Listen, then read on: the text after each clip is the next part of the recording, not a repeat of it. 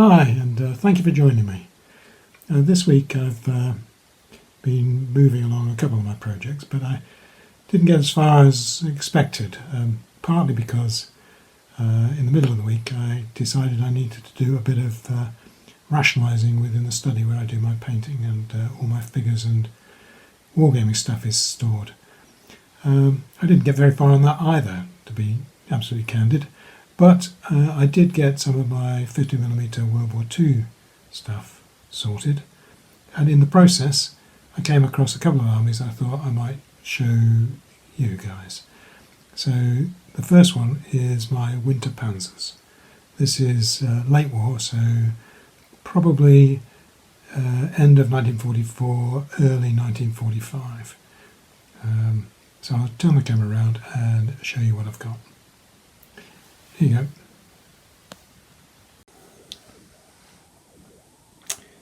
We have here my Panzer Js. Fairly simple scheme, just the Dunkelgelb and then a white wash, or actually many layers of thin white painted on top to give the kind of whitewash snow camouflage effect. I think they came out alright. I was quite pleased with these in the end. It did take a while because, as I say, it's several coats of the whitewash, getting it to build up in some areas and to be very, very thin in others. I avoided the edges and the deep lines in the model, so they can still be seen. And I was quite pleased with the way they came out. I didn't put the Schützen on these. I didn't think they looked very good in the first place, and quite often they weren't left on in the field. So I felt justified in not putting those on. I'm going to change those now, so I'll just swap the video around. Now these are Panthers. I think they're Panzer Gs. So late war again, very late war. Again in the winter camouflage scheme. Similar sort of technique. These are nicer models than the 4J. The 4J are fine, but these have got lots of little bit of character on the back. So spent shell cases, extra track links, the whole sort of additional shebang. In fact, this one here has even got a helmet hanging on the spare track piece. I like those. I think they're very good. Battlefront miniatures. I think the 4Js with plastic. I think they're probably Battlefront as well, but no, they do a nice tank. So those are the Panthers. I also have this Burg Panther engineering vehicle. Nice little model again. Slightly more worn snow effect on this particular model. I rationalised that non-fighting vehicles probably were done last, and they might have had a little less whitewash to go around by the time they got onto these.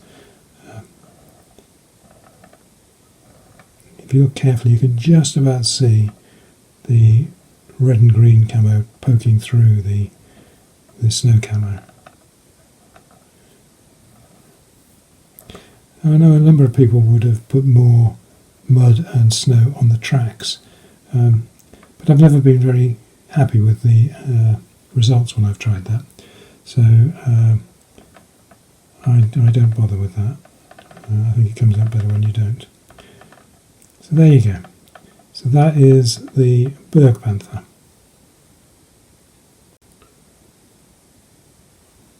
And finally we have these little half tracks, SKDF said 250s I think.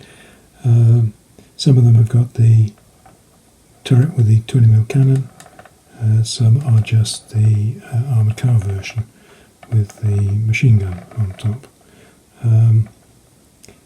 I tried to add a winter parka to a couple of the crewmen, and although it worked, it was quite tricky to do, and I only did it for the first 2 vehicles rather than the whole 5.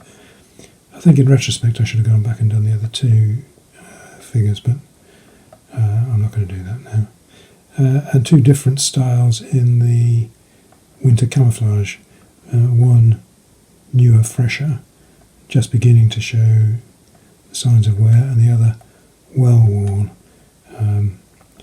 probably more suitable for one of the muddy spring days in, I suppose it would be Poland, or maybe even Eastern Germany in the beginning of 1945.